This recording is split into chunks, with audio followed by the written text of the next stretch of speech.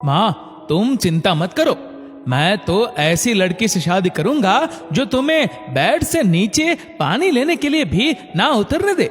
चाय और खाना तो दूर की बात है, और अगर उसने मेरी बात नहीं मानी फिर तो भेज दूंगा उसी पल उसे उसके पिता के घर। देवर की कड़वी बातें काव्या के कानों में तीर की तरह चुभ रही थी। काव्या देवर की कड़वी बातें सुनकर भी चुपचाप रसोई में खाना बना रही थी। गुनाह सिर्फ इतना था कि उसने अपनी सास को सुबह 7 बजे की चाय 8 बजे बनाकर दी थी। 2 महीने की गर्भवती काव्या को इतनी उल्टियां होती, सिर दर्द होता है, उसका एक भी काम करने का मन नहीं होता। गर्भावस्था के शुरुआती महीनों में तो खाना बनाने में सबसे ज्यादा दिक्कत तब होती जब दाल पकाना होता। दाल पकाने की सुगंध से ही उसको उल्टियां होने लगती। खाने में भी उसको कोई स्वाद नहीं आता और दिन भर मन अजीब सा बना रहता, लेकिन वो अपने मन की बात किसी से कह नहीं पाती थी। काव्या के पति अमर उसकी कभी कोई बात नहीं सुनते। अगर काव्या कुछ कहने की कोशिश करती तो कहते, देखो काव्या, तुम औरतों की बातें सुनने का मेरे पास बिल्कुल भी समय नहीं, इसीलिए तुम अभी यहां से जाओ और अपनी बात जाकर मां से कहो। अमर का रूखा व्यवहार और इस तरह की बातें उसका हमेशा ही दिल तोड़ती थी, लेकिन शिकायत करे भी तो किससे करे। उसकी सास रेखा जी एक औरत और मां होकर भी उसका दर्द नहीं समझती थी। ऊपर से रही सही कसर देवर मयंक ताने सुना सुना कर और अमर के कान भर कर पूरा कर देता। या यूं कहे कि पुरुष होकर भी मयंक काव्या के लिए दूसरी सांस की भूमिका निभाता। हर बात और हर काम में काव्या को सीख देने आ जाता कि घर की बहुओं को कैसे रहना चाहिए, कैसे सास ससुर और ससुराल वालों की देखभाल और ख्याल रखना चाहिए। काव्या के ससुराल में एक देवर, 2 शादीशुदा ननंदे और सास ससुर थे। पूरे घर में राज सिर्फ देवर का ही चलता। मयंक जैसे कहता उसकी सास रेखा जी वैसा ही करती और कहती, और उनकी कही किसी भी गलत या सही बात को अमर सिर झुकाकर मान भी लेते। काव्या ने कई बार कहा, अमर, घर की साफ सफाई के लिए एक कामवाली बाई रख लेते हैं, क्योंकि 2 बच्चों के साथ मुझसे पूरा काम नहीं हो पाता।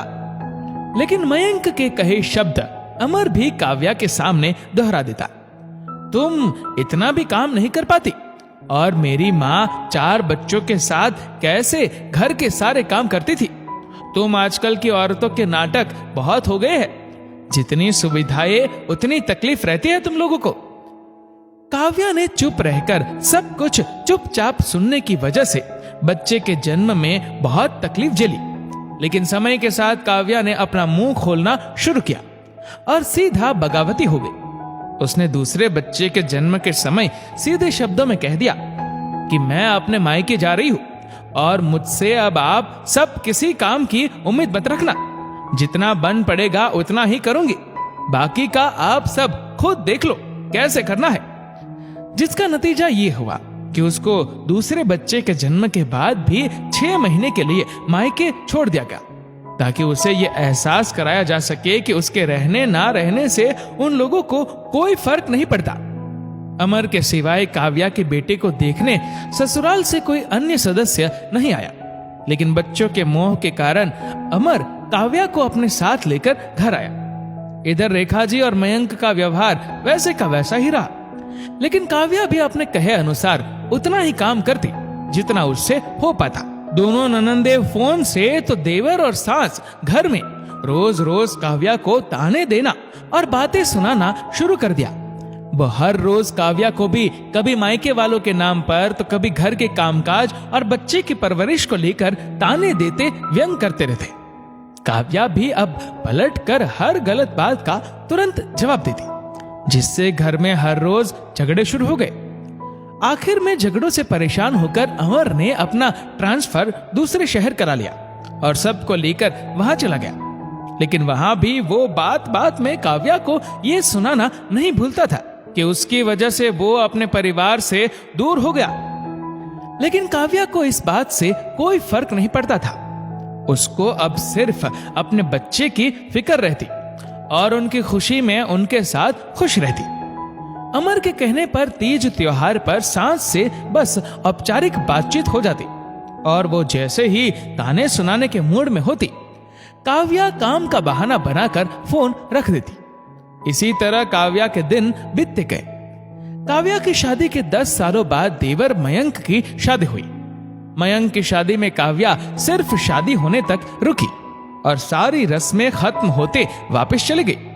ना उससे किसी ने ज्यादा मतलब रखा और बातचीत करने की कोशिश की, ना ही उसने की, क्योंकि काव्या को दिए जाने वाले ताने और व्यंग कटु थे और आने वाली बहू से अपार उम्मीदें, जिस वजह से काव्या चुप ही रही। इस बार पूरे 2 साल बाद काव्या गर्मी की छुट्टियों में अमर के जिद पर ससुराल आई थी। उसका मन ना होते हुए भी वो आई। उसने अमर से पहले ही कहा कि तुम जाओ, मैं अपने मायके चली जाती हूँ, लेकिन अमर नहीं माना। काव्या जब ससुराल आई तो देखा पहले से सब कुछ पूरी तरह बदल गया था। मयंक का टिफिन और सुबह की चाय सासू मां रेखा जी खुद खुशी खुशी बना रही थी। काव्या की देवरानी आराम से 8 बजे सोकर उठी।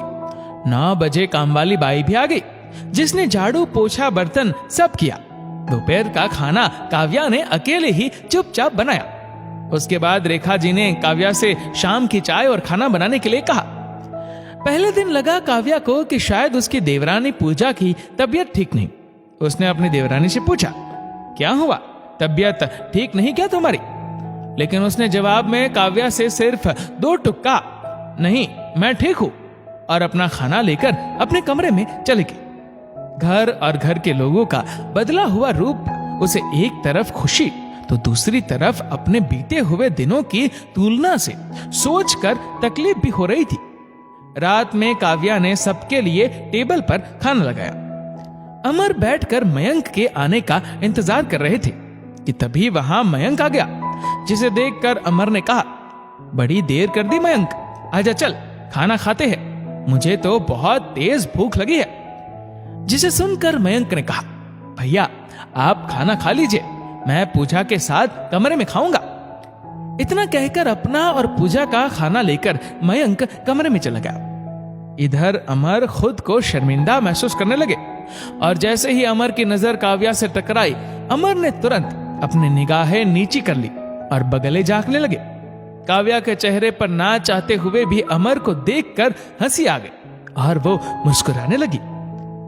खाना खाने के बाद जब काव्या सारे काम समेटकर पानी की बोतल लेकर अपने कमरे में जाने लगी, तभी उसके कदम देवर देवरानी के कमरे बाहर अपना नाम सुनते ठिठक गए। मयंक ने पूजा से कहा, तुम बस आराम करो, अभी 2 महीने हुए हैं, जब तक काव्या भाभी है तुम्हें कोई काम करने की चिंता करने की जरूरत नहीं। बस अपना और मेरे होने वाले बच्चे का ख्याल रखो, और कुछ बाहर से खाने का मन करे तो बोल देना, मैं बाहर से ले आऊंगा। लेकिन जब 2 महीने की छुट्टियों के बाद भाभी चली जाएगी तब कैसे होगा काम? मेरे तो अभी से पांव और सिर दोनों में ही दर्द हो रहा है, आगे क्या होगा? पूजा ने कहा। मयंक ने कहा, क्या पांव दर्द हो रहे हैं? तुमने पहले क्यों नहीं बोला?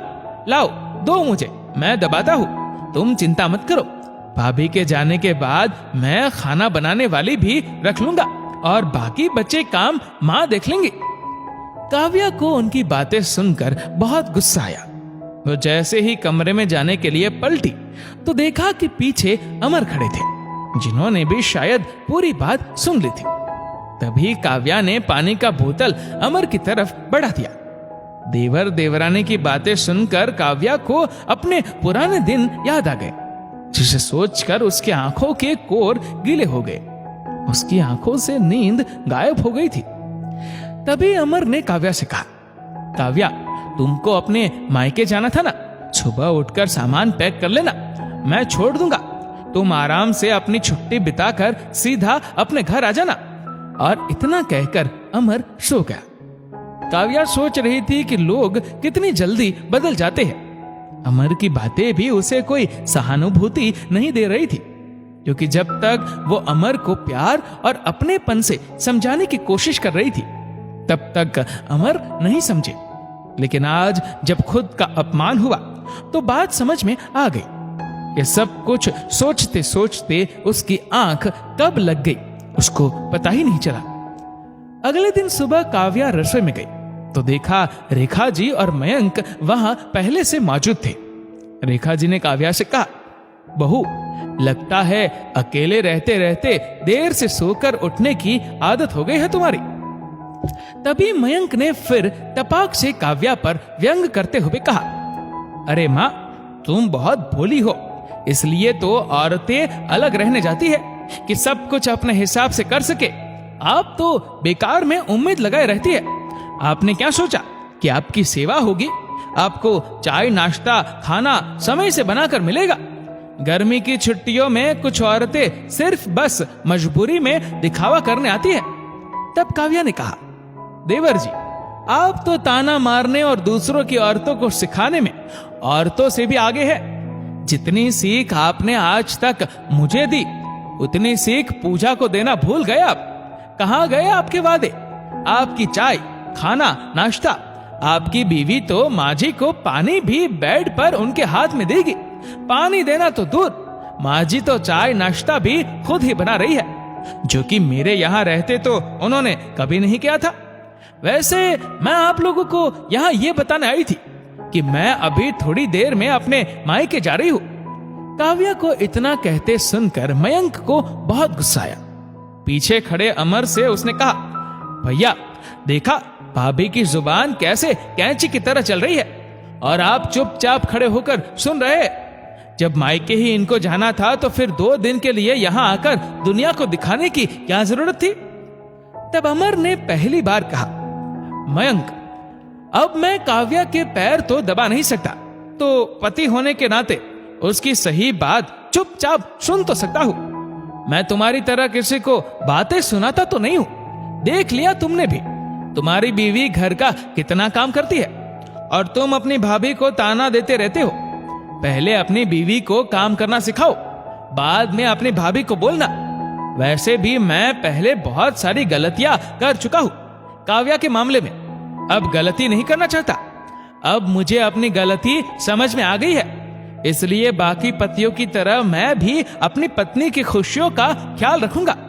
हर बार काव्या को मेरी वजह से रोकर अकेले अपने मायके जाना होता है। इस बार मैं खुद उसे खुशी खुशी मायके छोड़कर आऊंगा। इतना कहकर अमर ने काव्या की तरफ देखा और उसका हाथ पकड़कर अपने साथ लेकर कमरे में सामान पैकिंग करने चला गया। इधर मयंक ने अमर की बात सुनते मुंह बना लिया, क्योंकि उसको पता हो गया था कि काव्या और अमर दोनों ने ही रात की उसकी कही सारी बातें सुन ली है। दोस्तों, इस वीडियो को आप किस तरह से देखते हैं नीचे कमेंट करके जरूर बताएगा।